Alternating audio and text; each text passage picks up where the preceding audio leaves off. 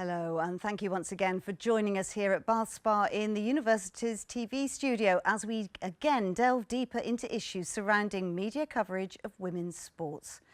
Now, we're all stronger when we work together, so meaningful collaborations can have dramatic impacts, which is why I'm excited to begin the conversations with our new panel discussing how partnerships can truly change the game. So, let's meet them.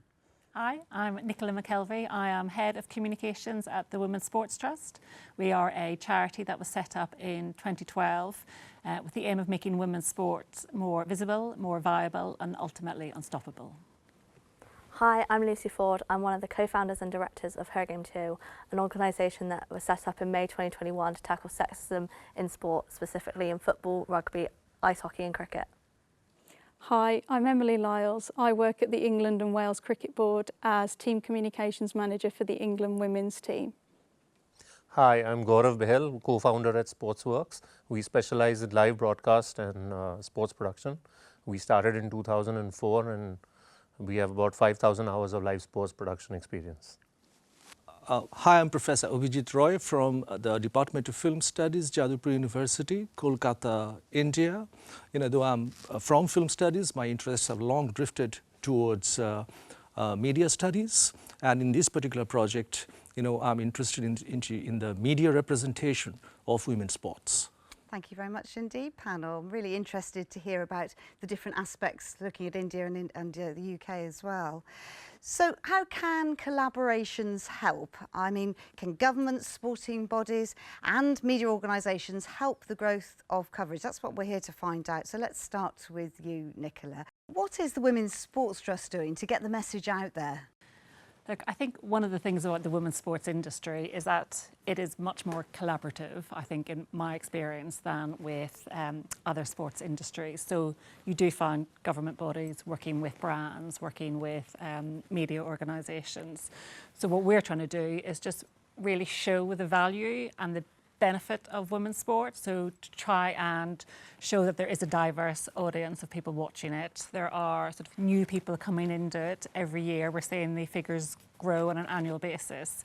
But ultimately trying to sort of show the commercial value and the worth of the sport to try and get more people in it to create its sort of long-term sustainability. So we're not reliant on sort of year by year, but actually it's a sort of a viable business, an industry by itself. Lucy, if I come to you, I mean, you started this campaign, didn't you, which has now grown and grown, but you're doing this all in your own time, aren't you? This is something that has grown and grown, but you're still having to work as well. Why do you think it took off so quickly? What made you want to take a stance? I mean, for us with Her Game 2, it kind of started as in lockdown, we couldn't go to games, and what we noticed was a real increase of sexism online towards, women offering their opinions, but also to women within the industry. And at the time, we felt there was nothing out there talking about it, so we decided to do a video to highlight our own experiences. And I think it actually resonated with a lot of people. I guess they didn't feel like they had a voice to talk about, when they were getting these experiences, or, they were having these experiences, but actually thinking, is this the normal way it's supposed to be expected to deal with this, or accept this because I'm a woman in a man's industry, in sports? And actually, the answer is no. No one should have to go to a sports game and be made to feel unsafe because of their gender. And I think it resonated with a lot of women, and I think that's why the initial video that we had 1 million views in 24 hours, even though we didn't expect that at all. 12 football fans literally all in a group chat on social media, to now a campaign that's been going for 3 years, having partnerships with 75 of the 92, but also having teams over in France, for example, who are actually, other countries that recognising the importance of Her Game 2, and not, even though it started in football, other sports recognise it too, like cricket and rugby. How do you think that collaborations would help you, and what do you think could be done to actually change things? I think it's really important to collaborate. I think for us, it's, those people that match our values. I think, for women in sport, I think it's really, really important to recognise that there is a place for them, and actually if there are any issues such as sexism or discrimination, that they have a place to go. And I think working together and working in collaboration with organisations, other clubs, charities, etc., that all you know, believe in the same thing, I think is so important. I think together we're more powerful, and, you know, to make that long lasting change that, you know, women and girls do feel safe in football, in cricket, in rugby, in all sports, because that's the most important thing. Gaurav, in India, with your production company, how much are you aware of this going on, and how much it feels like women still have to fight a lot? Women still have to fight a lot. I think the biggest problem that we have in India is that we don't have enough women participating in sport. And I think that's where I think the BCCI, the Board of Cricket Control in India, started the Women's Premier League. And the reason they started it so late is because they did not have enough women teams to come and participate. They didn't have enough Indian women playing in that league, which is what took them so much longer. So I think you know what Lucy said is right. You know, what we did was while we go to the stadiums, it is totally full of men. So it is a challenge, no doubt. If you have women playing, is it only men watching as opposed to? Yes. In India, majority of the sports is being watched by men itself. There are very few women watching and following sport and playing sport.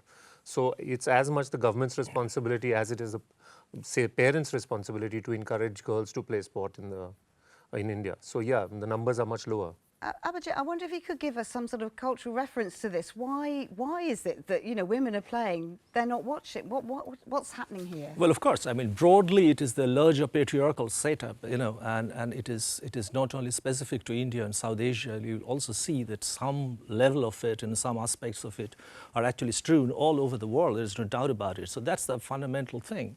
But in addition to this, you will also see that there are other cultural aspects, you know, and which are quite familiar to many of us. For instance, you know, the woman, the girl has to be married, and it's basically the man's world, you know.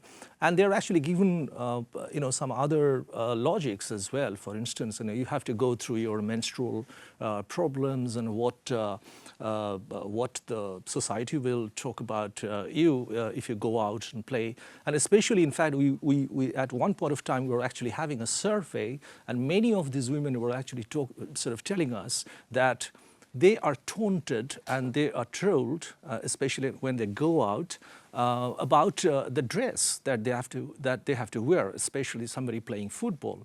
So about the short dress, you know. So it's once again kind of a stereotyping the woman into the homebound, you know, submissive kind of character. So I think there are many other aspects to it, but largely, you know, so the woman sports person actually has to negotiate through much more of a struggle than a man. Has that shifted at all? Yes, of course. I mean, things are changing, and I have always felt that since you were talking about government, you know, and possibly also the intervention of the market, infrastructures do create possibilities as well. You know, in fact, in one of the symposia, we went into a tribal area and a rural area, and one of the local managers were telling us, and he actually runs a women's football team. He says that, I mean, nobody was willing to come up, but then when we approached the local government, the city council, and they created some sort of an infrastructure where there is a toilet and there is some kind of a protection, assurance of protection for the girls to send there, you know, immediately you see the girls and the families who are actually refusing, they actually started to kind of come to the sporting arena. So I have always felt that it can also be the other way around. It is not, we keep talking about the mindset. It's not always that one has to start from the mindset to the field. It can so happen if the infrastructure is created that one feels safe and one feels, you know, possible to actually go to that space and participate in sporting activities. Emily, I mean, you're in the world of cricket with women. Obviously, slightly perhaps different cultural factors going on here, but how accepted is the women's game?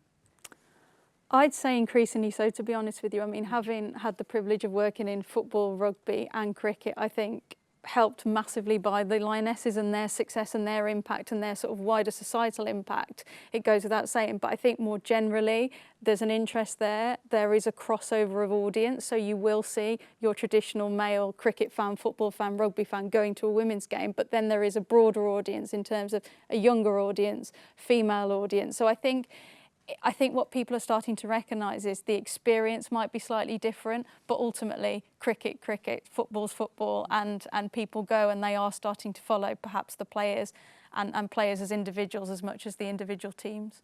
Nicola, so it's kind of working. How do you see it from your point of view? Yeah, I think that's right. What we have seen is that people sort of follow the players. So the players almost can stand above and beyond the teams or the clubs that they play for.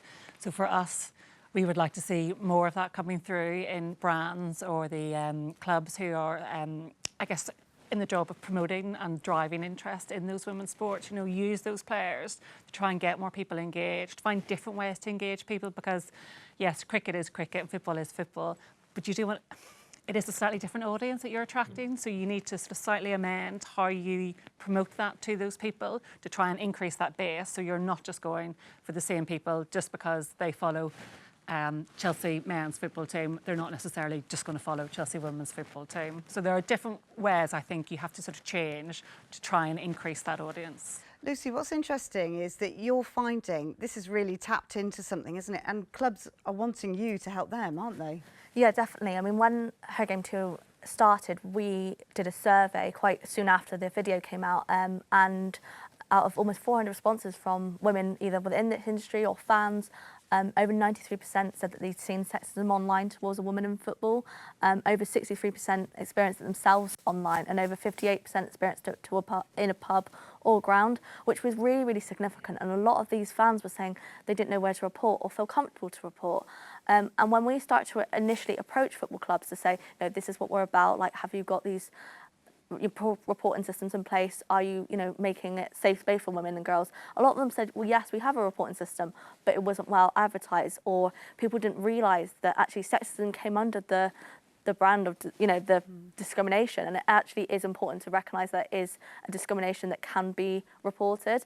But after that initial kind of first couple of clubs got involved, a lot of clubs started to approach us, and actually how we kind of branched into other sports such as cricket was Gloucestershire Cricket Club and Western Storm approaching us within the first year to say, we feel there's a need to take this into cricket. And for us, we were, it was a longer term aim to, branch into other sports, but we were blown away that actually a club came to us and recognised the need. And this was prior to the ICEC report that came out last summer. Gaurav, are you taking on more commissions now for women's sport? So we're not getting exclusive women's sport coverage. What's happening a lot more of is mixed gender events. So we just did an arm wrestling league where the teams were consisting of both men and women, and a junior player, and a junior women player, and a junior men player. Did you say arm wrestling? That's right. Right, yes. okay, I'll just get clarified that, Yes. yeah. Yeah. So there's a lot of that which is happening in India, so as to not hurt the commercial value of the product. So rather than going exclusively women-oriented events, I mean, obviously cricket, football, you can't have mixed events in that sense, but a lot of the other events are going into these mixed gender events to raise awareness and to raise viewerships as well. And is it working? Yeah, so some are, some aren't. I mean, like any other commercial thing, some are, some aren't, and we are going through the phases. We are trying to develop different things. We are trying to the rules of the thing are also tweaked a little bit to make it more friendly for broadcast. So yeah, it's work in progress. So I guess the real results will come in about 2-3 years, because these are all very new.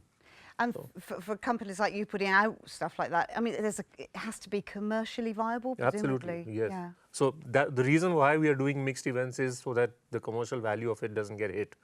Because if we go to an exclusive women's event and leave out cricket and hockey, which have traditionally been much bigger with the women in India, there isn't a football event for women only in India. I mean, there is, but it's not televised. And so for the other individual sports, we are trying to do these mixed gender events where it makes viewing more. So, Abhijit, does this sort of make sense to you, or are you slightly sort of saddened by the fact that traditional sports will get the audience, but not the modern sports? Yeah, of course. I mean, but things have been changing to a certain extent. I mean, if you see, if you look into the last 15 years or so, you'll see that, cricket, for instance, of course, it's hugely popular in India, But at the same time, you know, other sports started getting watched. You know, you have sporting icons from tennis like Sania Mirza. You have badminton icons like PV Sindhu. You know, so in a way, you'll always see that success actually brings in more visibility. I mean, that is a fact. You cannot completely sort of deny. Yes, so things have been changing to a certain extent. Other sports like kabaddi, I mean, one was referring to kabaddi, for instance. And so there are visibilities of other sports, and this whole hegemony of cricket, you know, is to a certain extent, you know, that has been questioned. There's no doubt about it. Yeah. Emily, I mean, what do you think in your words? A lot of talk about, you know, cricket being is a really good example, isn't it, of a lot of people like it. They're watching it. You look after the comms for the women's cricket team. How do you collaborate then with other stakeholders to ensure that things move forward? How do you see it? It's a really good question, actually. It's really interesting to hear your insights from South Asia and India specifically, because one thing I always point to in the year I've been in this job so far is when we went over to India for the series at the end of last year, which were three T20s and a test match, in terms of the interest on the ground in India from a broadcast and print media point of view in the England players, it was probably bigger than a series we would have over here. Yeah. And also just their knowledge of the game and knowledge of particularly some of the players that have played in the WPL. So it's just quite interesting to hear from your side of things. And I guess a big part is also collaborating with other bodies in the sport. So if it's the BCCI, knowing counterparts at other sort of unions as well is really helpful. Broadcast, I guess, in this job is a huge one, just wanting to make sure that we can get as many eyes on the game as possible. And then, of course, working with various agencies, organisations to make sure we can try and, I guess, profile, promote and also sort of send messages from the team as much as possible. And I guess a lot of it is actually internal stakeholders as well, and making sure that we're working with various departments at the England and Wales Cricket Board to make sure that, you know, we can help them as much as they help us. You could also add the universities or colleges. I mean, they are also great collaborators because we have a huge base of 100%. Students and young adults, you know, who would be also interested. So that's one perspective. The other perspective is that the universities can also offer a kind of an analytical knowledge about this, you know, which would always enrich the journalists, the sports journalists and the people, the media persons, for instance, you know. So I think that is also a major, that can also be a major front for collaboration, you know. And it's important to create a kind of a public discourse, you know, around the debates that rage and things like that, so that there is increasing awareness. I mean, if you constantly harp on the point that we, you know, women media persons need to be more visible, or women's sports need to be more visible, that itself doesn't work as much unless you kind of engage with issues.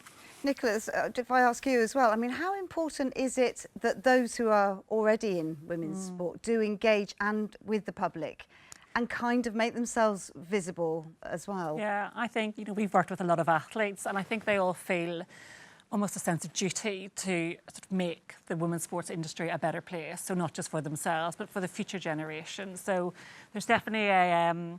I find they do an awful lot above and beyond, maybe just work within their sport. And I think, you know, as well as you sort of talked about sort of media getting behind, but just being able to tell them, facilitate them, allow them to tell their stories, because a lot of them do have really interesting stories, you know, and we've spoke previously about them having, you know, working 9 to 5, but then having to go to training for that evening.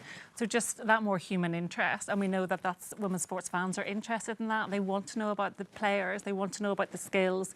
They're maybe not necessarily as interested in the tactical analysis or the gameplay on the pitch, but sort of looking at the bigger picture is a really important point. And I quite like Gaurav's point about being brave to try different formats. So the whole do not like shrink it and pink it, just take the men's equivalent and make it pink for the women's.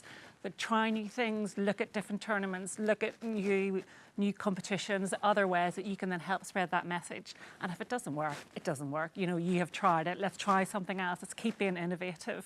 And that's the way the women's sport industry, I think, can move forward. And it's kind of what Her Game too has been doing as well, isn't it, Lucy? Yeah, it was actually really interesting that you said that about, you know, being brave. And I think what I've definitely noticed in the last kind of couple of years is the increase in clubs doing like double headers or weekends, you know, all like around both the women's team and the men's team, and actually having, for example, like the women's team playing at the men's stadium.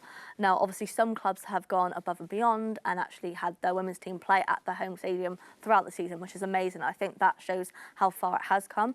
Obviously, some clubs, you know, can't facilitate that for different reasons, and obviously we want to work together to kind of help that become, you know, more of a reality. But in cricket, for example, they've done a lot of double headers, not only in the T20 but the women and men's 100, and I think a lot of them have actually done not just the women playing first, but actually the women being the main kind of headline. I think that's really important, because then you've got people coming to watch the men, but actually it's the women that are the headliner, and it's kind of like flipping the script a little bit, really. And I think that's really, really important, and for young boys and girls, you know, watching sport, you know, it might be their first introduction to cricket, I don't know, but to see that and actually see men and women's sport being played on the same stadium, having the same facilities, I think is so important. Gaurav, can you see that happening? I mean, from what you were saying earlier, it still feels quite separated, doesn't it? Yeah, so I think in India, we have to treat this as two different things. Cricket comes in a completely different bracket because of financial reasons and the might that they have. I think all other sports do struggle commercial viability issues in India. So as a result, they want to make their men's teams and men's events more commercially viable, so that that money can be used for other things. So one of our successful partnerships has been with the Hockey Federation in India, and they have a separate women's league and a separate men's league. And very similar to what Lucy is suggesting, basically they do play in the same stadium, so they do play in the same venues, and so it is work in progress again, as I said. Yeah. So it will continue. It will take some more time, but we are getting there. Emily, can you begin to see more collaboration in terms of sponsorship and in terms of people recognising women's game as being their game, and perhaps slightly different, but as is increasing in popularity? 100%, and I think there's definitely more of a sort of corporate awareness now of it's a good thing to get involved with, and there's again a benefit from both sides, I guess. And I suppose one of the big things I've noticed in the last 5 or 6 years or so is also the individual opportunities for players. They can go and do a commercial appearance or an event somewhere, and their fee, experience, whatever rewards a male player would get would be completely reciprocated, which I think, again, might sound like a basic thing, but that's something now. It just shows the value that, I guess, event organisations, sponsors see in having these individuals attend these events, which is obviously really pleasing to see. I'm always sad to say this, but we're coming to the point where we have to round things up, because it's such an interesting, fascinating conversation. But if I could just ask all of you briefly, sort of, can collaborations help? Are you getting them? Let's turn to Nicola. I mean, I think based on your point at the very start, together we are stronger. So yes, if we can get government and media and brands and sponsors and athletes, everyone sort of working together, working towards the one aim, then 100% women's sport will be stronger as a result. Lucy? Yeah, I definitely agree with Nicola. I think for us it's about, obviously making women and girls feel safe watching sport, participate in sport in kind of whatever aspect, not just on the playing and watching side, whether it's, sports journalism.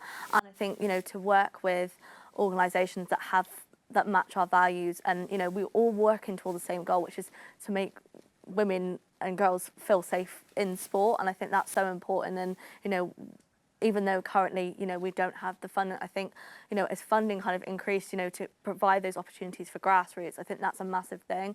And I think that obviously that needs to come from like the government and, the sporting bodies, but I feel like they are starting to recognise the importance of women's sport, and also not just from the top level, but going down the pyramid, because the grassroots is where it all begins and where people will have those first opportunities to get into sport.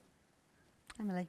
One of the beauties, I think, of women's sport in general is it feels at times, in some respects, across the sport, it's a little bit less competitive. It's like we all want to try and get better together. It's not rugby competing with cricket all the time and competing with football. And I think that that's a really healthy place to be in. So I guess really in that respect, collaborating together will only, help things moving forward.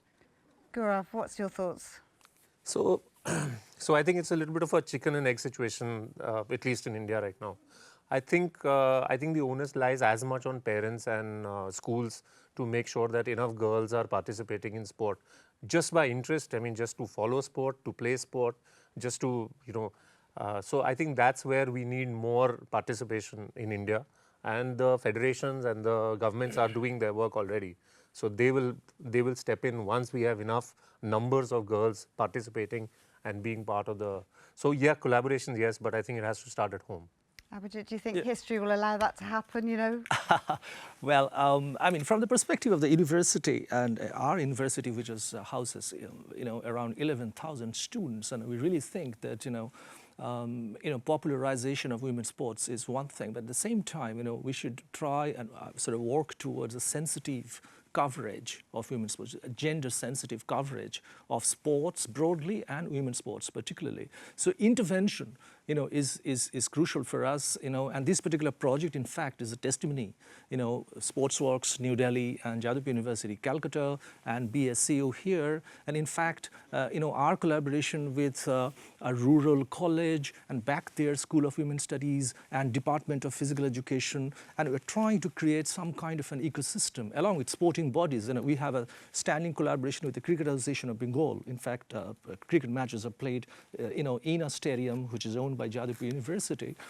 So, to create a kind of an ecosystem which would, create that kind of a discourse, so that people are more aware of it, and what better sector than young minds. So I think universities and colleges, from our perspective, are crucial where this can happen. Well, thank you all so much for such an interesting discussion, and it does fill me with much positivity, I have to say. And thank you very much indeed to our panel for sharing insights.